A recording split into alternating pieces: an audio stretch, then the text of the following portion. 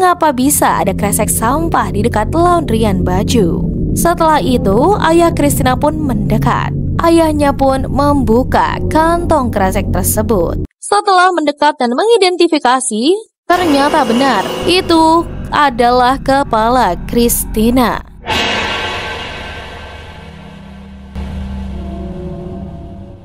Hari ini kita akan membahas kasus yang terbilang amat tragis, namun memilukan dan amat menyedihkan tentunya. Kasus penghilangan nyawa yang berbeda dari biasanya, di mana bukan hanya dibunuh saja, melainkan diuraikan bagian tubuhnya, serta ada bagian tubuh signifikan tertentu seperti alat vitalnya yang juga diuraikan. Bisa kalian bayangkan bukan? Sangat amat menggilakan dan amat menyayat hati tentunya. Ini jelas bukan kasus kriminal biasa, karena kasus ini dialami oleh seorang perempuan cantik, pintar, yaitu mantan finalis Miss Switzerland yang jelas dianggap sempurna oleh mata dunia.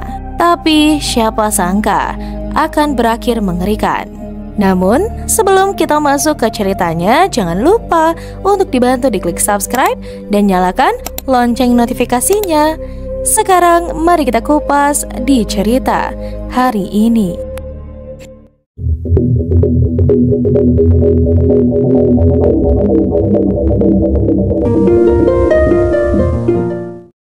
Christina Yaksimovic lahir pada 15 April 1985. Ia lahir dan juga besar di Binningen, Basel. Tidak banyak informasi detail terkait masa kecil Christina dan juga keluarganya. Christina yang awalnya mengikuti dan mendapat gelar Miss Northwest Switzerland tepat pada tahun 2003, waktu usianya baru 18 tahun. Lalu, 4 tahun kemudian, tepat pada tahun 2007, Christina masuk dan mengikuti ajang Miss Switzerland nasional. Tapi, ia hanya sebagai finalis Miss Switzerland, tidak menang. Namun, siapa sangka, berkat menjadi finalis Miss Switzerland nasional, karirnya pun langsung melejit. Bukan hanya sebagai seorang model, namun Christina pun memiliki agensi sendiri. Ia pun melatih catwalk hingga mentor kandidat Miss Universe. Melalui agensinya ini, Christina berhasil membawa salah satu model ternama, yaitu Dominique Rinderknecht, yang maju mewakili Swiss pada tahun 2013. Dari situ, Christina pun sangat terkenal dan namanya pun langsung melambung tinggi. Tapi, di balik panggung, Christina juga memiliki peran yang amat sangat penting, yaitu menjadi seorang ibu dari 2 anak-anaknya dan seorang istri dari Thomas. Christina dan Thomas menikah pada tahun 2017, tepat pada saat Christina berumur 32 tahun dan Thomas berumur 34 tahun. Thomas merupakan pria yang berpenampilan tenang, terhormat, dan mereka jelas seperti keluarga yang sempurna. Selama pernikahannya dengan Thomas, Christina pun juga tidak pernah menceritakan hal buruk atau apa yang dia alami bersama keluarganya ini. Jadi, terlihat baik-baik saja. Tidak seperti ada permasalahan. Setelah menjalani rumah tangga kurang lebih 6 tahun, tepat pada pertengahan 2023, ada yang aneh sebenarnya dari rumah tangga Christina dan juga Thomas. Mereka seperti menjaga jarak, dan Thomas pun pernah berkata bahwa Christina sering meninggalkannya. Tapi Thomas juga berkata mungkin Christina pergi hanya ingin mencari udara segar dan menenangkan pikirannya. Namun siapa sangka, dan kita semua tahu, foto keluarga yang tampak harmonis tidak pernah menceritakan seluruh cerita asli. Ternyata pada tahun 2022, polisi pernah menerima laporan dan polisi datang ke rumah Christina dan Thomas. Ternyata adanya dugaan kekerasan rumah tangga. Christina pun sempat terluka, tapi Thomas tetap dibebaskan. Tidak ada dakwaan, ia bilang itu hanya pertengkaran kecil. Setelah keanehan terjadi di tahun 2022 dan pertengahan 2023, aktivitas Christina di media sosial semakin berkurang. Unggahannya pun semakin menipis dan tidak ada yang tahu ia sedang bersiap untuk pergi meninggalkan suaminya, Thomas. Tepat pada sore itu, di tanggal 13 Februari 2024, petugas tempat anak-anak Christina bersekolah menelpon ayah Christina atau kakek mereka. Petugas itu pun bilang bahwa sudah sore ini Christina ataupun Thomas belum juga datang menjemput anak-anak mereka. Dan tidak biasanya baik Christina atau Thomas tidak menjawab sama sekali telepon dari pihak sekolah. Akhirnya, pihak sekolah pun menelepon ayah Christina atau kakek anak-anak karena pada waktu awal mendaftarkan sekolah, kakeknya yang dicantumkan sebagai nomor darurat kedua. Jika ada apa-apa, bisa dihubungi. Dan sekarang, kakek pun dihubungi oleh pihak sekolah untuk menjemput anak-anak. Ayah Christina pun menjawab akan segera berangkat menjemput cucu-cucunya. Ayah Christina sempat bingung dan bertanya, kemana Christina pergi? Mengapa ia belum menjemput anak-anaknya? Sudah sore begini. Lalu akhirnya ayah Christina pun yang menjemput. Setelah menjemput anak-anak Christina dari sekolah, kakek mereka pun melihat rumah itu yang sepi. Tapi sang kakek pun berniat mencari Christina dan Thomas. Ternyata hanya ada Thomas di sana. Ayah Christina pun bertanya kepada Thomas, mengapa kalian tidak mengangkat telepon dariku? Dan Thomas pun berkata bahwa ia dari tadi di rumah sedang membereskan rumah. Tapi Christina, ia tidak tahu karena Christina diduga sudah pergi dari pagi. Ayah Christina yang mendengar itu pun sontak khawatir kemana Christina pergi dan bertanya juga kepada Thomas, kamu tidak mencarinya? Apakah kamu tidak khawatir? Ini sudah mau larut malam. Tapi Thomas pun menjawab dengan santai bahwa Christina nanti juga akan pulang sendiri. Sekarang dia sering pergi dan nanti pasti dia kembali. Thomas pun akhirnya menawarkan makan malam kepada ayah Christina dan diiyakan oleh ayahnya. Setelah itu, karena sang ayah pun penasaran dan juga khawatir kemana Christina pergi, karena sampai selesai makan malam mereka pun Christina tak kunjung pulang. Setelah ayahnya berniat untuk menunggu Christina, Thomas pun berkata untuk pulanglah saja. Nanti setelah Christina pulang akan segera saya hubungi ayah, ujar Thomas. Tapi di sisi lain, ayah Christina pun merasakan keanehan pada hatinya. Namun ia pun mengiyakan apa yang dikatakan Thomas.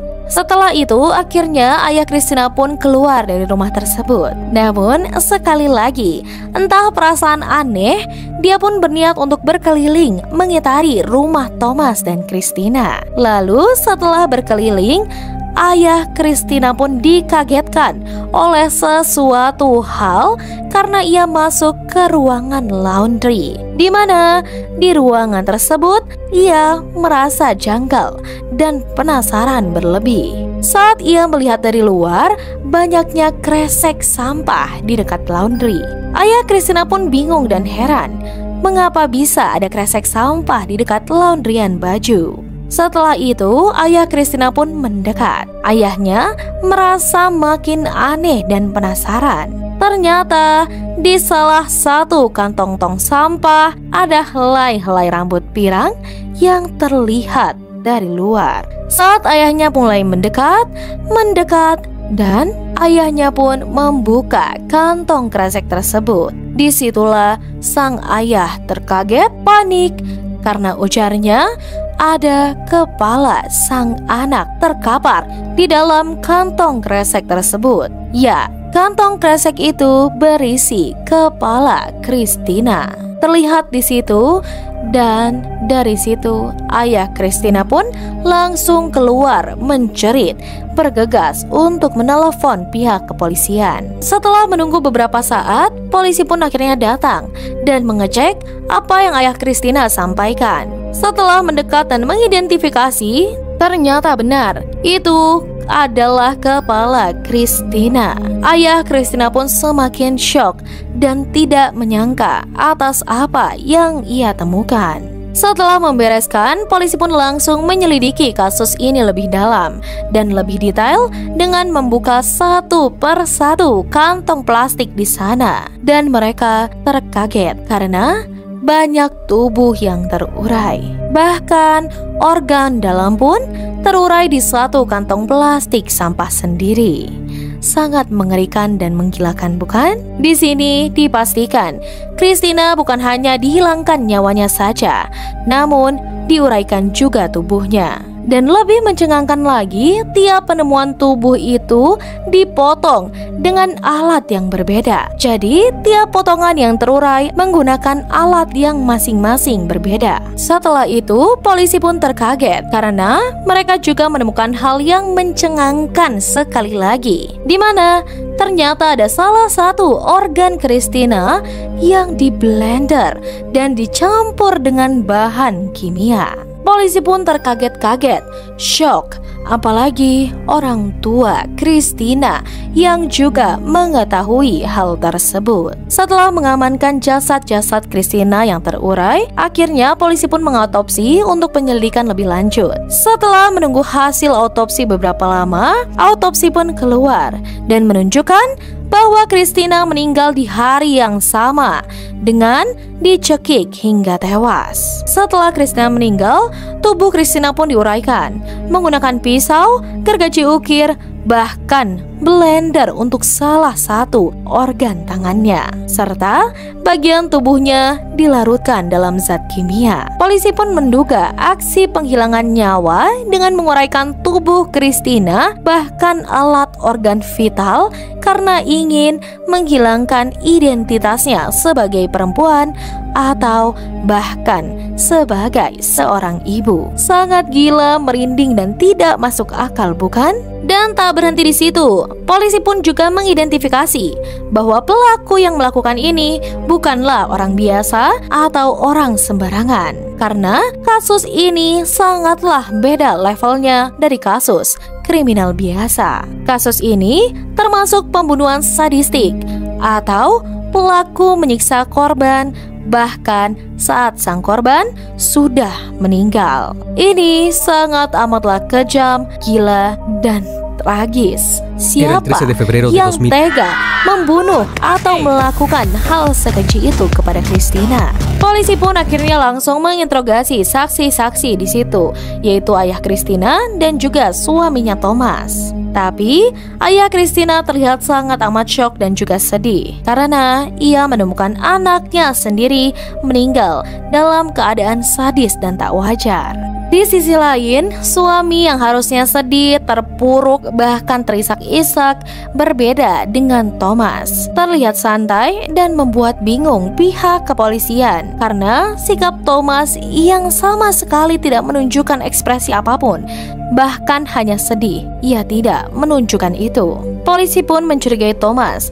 Setelah polisi curiga lebih lanjut, Thomas akhirnya ditangkap sementara dan diinterogasi lebih lanjut. Karena ujar polisi, kok bisa ada pembunuhan di dalam rumah dan Thomas berada di situ, tapi dia tidak mendengar apapun. Dan tepat penginterogasian Thomas pada Maret 2024, Thomas akhirnya mengakui apa yang sudah dia lakukan. Ternyata bukan tidak mendengar ada pembunuhan, tapi Thomaslah yang melakukan pembunuhan sadis itu pada istri tercintanya. Mengapa begitu? Karena alasan yang dilontarkan Thomas pada pihak kepolisian, ia merasa tidak terima bahwa wanita yang dulu ia miliki memilih untuk pergi dan bercerai meninggalkannya.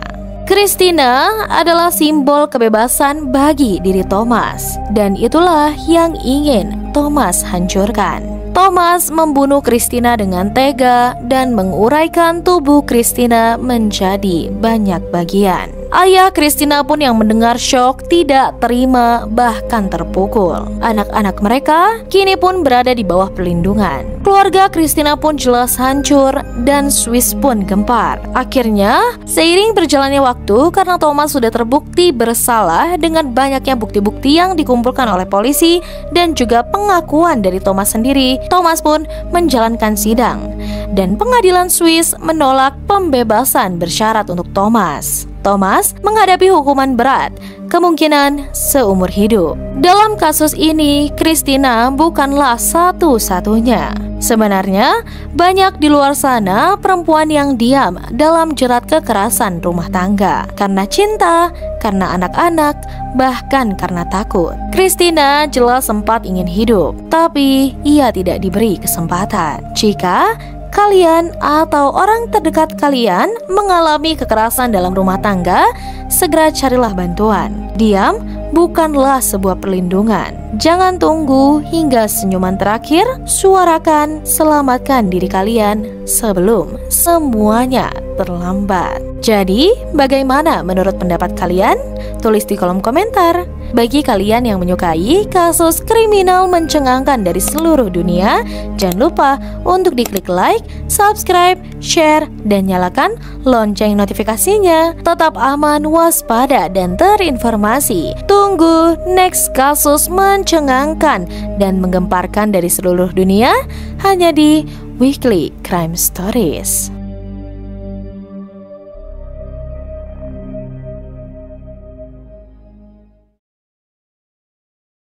Terima kasih.